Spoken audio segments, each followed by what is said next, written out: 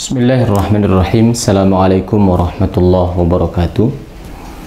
Alhamdulillahirabbil alamin, wassalatu wassalamu ala asyrafil anbiya'i wal mursalin nabiyina Muhammad wa ala alihi wa sahbihi ajma'in, amma ba'd.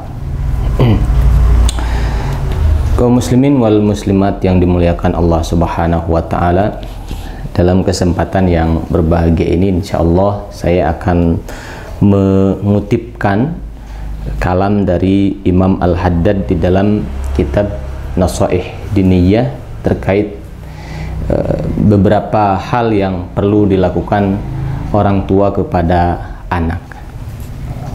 Bismillahirrahmanirrahim. Qala al-mu'allif rahimahullah ta'ala wa nafa'ana bihi wa bi'ulumihi fid dharaini amin ila anqal. Beliau mengatakan yambagi wa yustahabbu lil walidaini. Kedua orang tua dianjurkan dan sudah seharusnya an yu'inu auladahum ala birrihim bil musamahah. Sudah seharusnya kita sebagai orang tua membantu anak supaya anak bisa berbakti kepada orang tua. Bagaimana caranya? Caranya adalah dengan bersikap musamahah, tasamuh, lapang dada kepada anak. Wa tarkil mudayaqah fi talabil qiyam bil huquq. Maksudnya lapang dada yaitu tidak menyempitkan, tidak menyusahkan anak dengan menuntut sesuatu yang berat bagi mereka atas nama hak orang tua untuk ditaati. Wa mujanabatil istiqsa fi dzalik, atau dengan menjauhi tuntutan-tuntutan yang menurut anak itu berat untuk dilaksanakan. Nah, ini cara seorang ibu atau ayah atau orang tua untuk membantu anaknya agar dapat berbakti kepada orang tua dengan baik. Yani dengan tidak memberatkannya dengan perintah dan tuntutan yang baginya menyusahkan. Ambillah contoh misalnya mungkin beberapa orang tua ada saja gitu zaman sekarang, walaupun zaman dulu barangkali lebih banyak lagi. Misalnya seorang wanita, kita punya anak perempuan misalnya, oleh orang tuanya dipaksa untuk menikah seseorang yang jadi pilihan orang tuanya tanpa mempertimbangkan perasaan anak perempuan tersebut. Atas nama hak orang tua untuk ditaati, kemudian dipaksa anak perempuan tersebut dinikahkan dengan pilihan orang tua. Boleh menurut syariat, tetapi lebih bagus, lebih ahsan apabila didialogkan dengan putrinya, apakah memang itu layak baginya ataukah dia siap untuk melakukan itu dan sebagainya. Atau misalnya hal lain, misalnya ada orang tua yang memaksa anaknya harus berprofesi sama seperti ayahnya, diarahkan harus ke sekolah A, B, C, D, dipaksa, sedangkan anak punya potensi yang lain yang dia mungkin ingin berbeda dengan apa yang dituntut oleh orang tuanya. Dan ini pun berat sebetulnya bagi anak.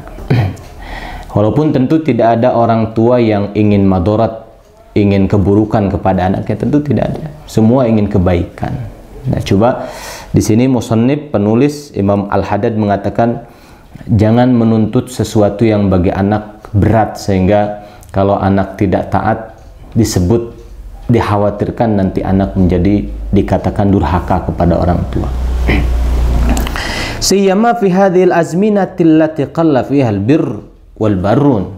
Nah, lebih-lebih zaman kita sekarang di mana orang yang dikatakan berbakti kepada orang tua itu sudah tidak begitu banyak sebetulnya.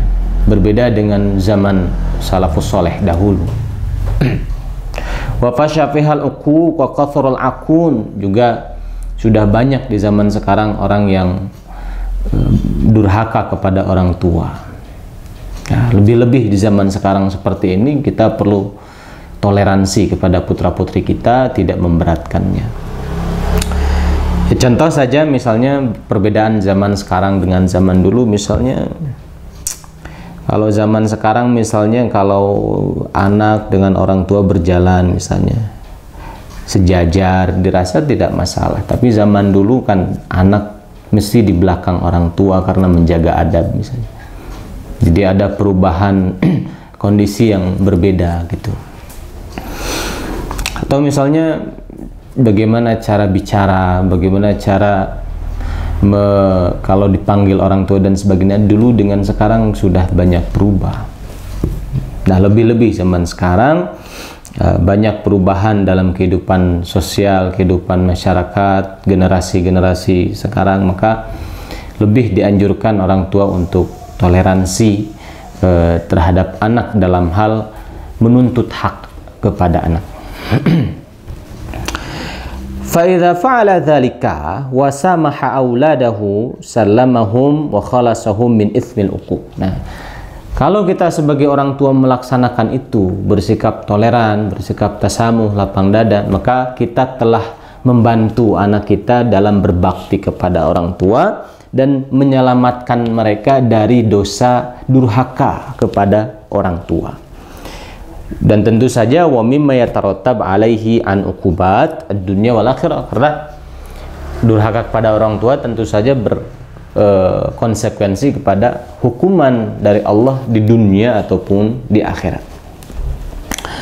Wa hasala lahu min thawabillah wa karimi jazaihi ma huwa afdal wa akmal wa khair wa abqa min birril aulad. Nah, orang tua yang seperti itu akan mendapatkan pahala yang besar dari Allah, juga kemuliaan yang besar dari Allah Subhanahu wa taala. Ini lebih sangat afdal dan sangat mulia dan lebih kekal ya dibandingkan dari berbaktinya anak di dunia. Rasulullah SAW bersabda, rahimallah, Allah itu sayang, walidan kepada orang tua, a'ana waladahu ala birri, yang menolong anaknya supaya anaknya bisa berbakti dengan baik kepada orang tuanya. Kemudian Imam Haddad mengatakan, wal yahdhar al-walidan kullal hadri. Kemudian juga kata Imam Al-Haddad, hati-hatilah kita sebagai orang tua dengan benar-benar hati-hati minad du'a ala walidihima al-aq. Hati-hati jangan sampai mendoakan atau mengatakan bahwa anak kita ini anak durhaka. Ini berat sekali konsekuensinya. Fa inna dzalika yuziduhu dararan wa fasadan wa uquqan. Apabila anak kita punya kekurangan di dalam adab, dalam akhlak pada orang tua dan sebagainya, ya, jangan sampai dikatakan kamu anak durhaka. Kenapa? Karena justru malah menambah madarat dan kerusakan dan menambah kedurhakaannya anak itu sendiri. Wa ya'ud ba'du ma yatawallad min dzalika min ad-darar 'ala al-walidain fid dunya. Tentu saja dengan sebab itu anak bertambah madarat, bertambah rusak, orang tua juga yang rugi, bukan orang lain lagi.